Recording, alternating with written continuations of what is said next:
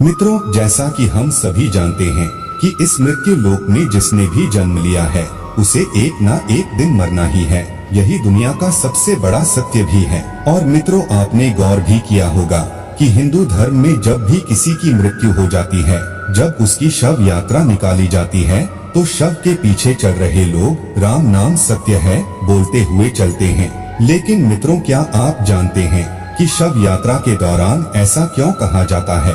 अगर नहीं जानते तो आज हम आपको यही बताने वाले हैं, और बताने वाले हैं उस कथा के बारे में जिसका वर्णन महाभारत ग्रंथ में युधिष्ठिर द्वारा किया गया है। मित्रों, धर्म ग्रंथ महाभारत में युधिष्ठिर शव यात्रा के दौरान बोले जाने वाली राम नाम सत्य क्यों कहते हैं का रहस्य बताते हुए कहते हैं, अहन्य हनि भूतानि गच्छति यम मम महिधर्म शेषा विभूति मिच्छति किमा श्चर्यमतः परम। अर्थात मृतक के शरीर को जब शमशान ले जाया जाता है तो शव के पीछे चल रहे लोग राम नाम सत्य है बोलते हैं, परंतु जब मृतक का संस्कार समाप्त हो जाता है तब वह पंच तत्व में विलीन हो जाता है। इसके बाद जब साथ गए लोग वापस लौटते हैं तो वे राम नाम को भूलकर अपनी अपनी दुनिया में व्यस्त हो जाते हैं। फिर मृतक के घर वाले उसकी संपत्ति को प्राप्त करने के लिए आपस में लड़ने झगड़ने लगते हैं। इसके आगे युधिष्ठिर कहते हैं कि हर मनुष्य अपने जीवन में कभी ना कभी किसी ना किसी की शव यात्रा में अवश्य जाता है और राम नाम सत्य है का यह नारा लगाता ही है, परंतु शमशान घाट के बाहर आते ही इस सत्य को भूल जाता है। हर मनुष्य किसी ना किसी की मृत्यु के बारे में सोचता है, फिर भी इस सबसे बड़ी सच्चाई को स्वीकार नहीं करता। इससे बढ़कर इस दुनिया में आश्चर्य क्या हो सकता है। इसके अलावा धर्म ग्रंथों में यह भी बताया गया है कि जिस तरह मृत्यु एक अटल सत्य है, ठीक उसी तरह राम का नाम भी सत्य है। मित्रों, आप लोगों को बता दूं कि शव यात्रा के दौरान राम नाम सत्य है सबका यही बोलने का मतलब मृतक को सुनाना नहीं होता, बल्कि इसे कहने का उद्देश्य साथ साथ चल रहे परिजन और मित्रों को केवल यह समझाना होता है कि जिंदगी और जिंदगी के बाद केवल राम नाम ही सत्य है, बाकी सब व्यर्थ है। और यह परंपरा आज से नहीं, पौराणिक काल से चलती आ रही है। मित्रों, अब आप सोच रहे होंगे कि एक राम का नाम ही सत्य क्यों है, तो मैं आपको बता दूं कि जब राम नाम का जप किया जाता है तब मृतक की आत्मा को मुक्ति मिलती है।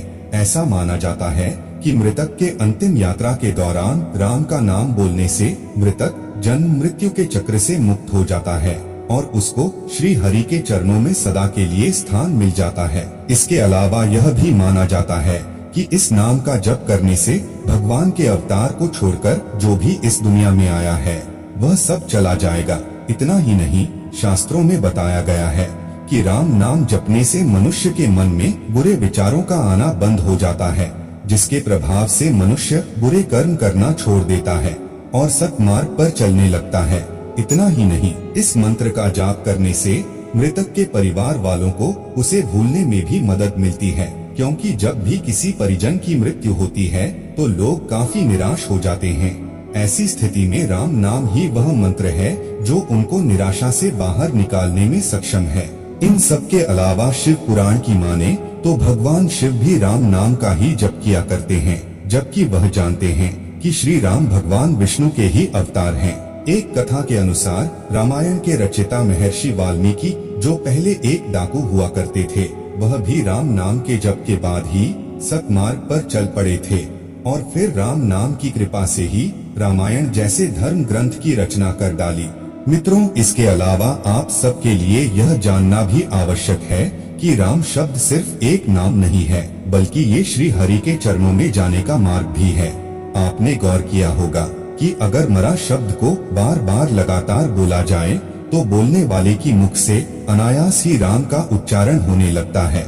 इसलिए मित्रों, अगर आपको अब राम नाम की शक्ति समझ आ गई हो तो आज से ही राम के नाम में लीन हो जाएं, क्योंकि मृत्यु लोक में हम मनुष्य ही ऐसे तुच्छ प्राणी हैं जो अपने भौतिक सुखों की पूर्ति के लिए न जाने जिंदगी भर कितने ही बुरे कर्म करते हैं, और हम यह भूल जाते हैं कि जिसने इस मृत्यु लोक में जन्म लिया है उसे एक ना एक दिन मरना ही है और जिंदगी का यही सबसे बड़ा सत्य है। साथ ही ये भी भूल जाते हैं कि मृत्यु के अलावा अगर कोई और भी सत्य है तो वह है राम का नाम। तो मित्रों, उम्मीद करता हूँ कि आपको हमारी बात समझ में आ गई होगी और आप इसका पालन भी करेंगे, क्योंकि यह तो आप सभी जानते हैं कि मृत्यु के बाद हमारे और आपके साथ कुछ नहीं जाता। भले ही आप और हम कितने ही धन दौलत कमा लें, मृत्यु के बाद मनुष्य के साथ अगर कुछ जाता है तो वह उसके द्वारा किया गया कर्म। अगर आपको हमारी आज की वीडियो अच्छी लगी हो तो इसे ज्यादा से ज्यादा लाइक और शेयर करें, ताकि आपके साथ साथ और लोग भी जीवन की इस सच्चाई के बारे में जान सकें। साथ ही ऐसी और भी आध्यात्मिक और धार्मिक जानकारी के लिए अभी सब्सक्राइब करें माया लोक यूट्यूब चैनल, ताकि हमारी नई वीडियो जैसे ही आए आप तक खुद ब खुद पहुंच जाए।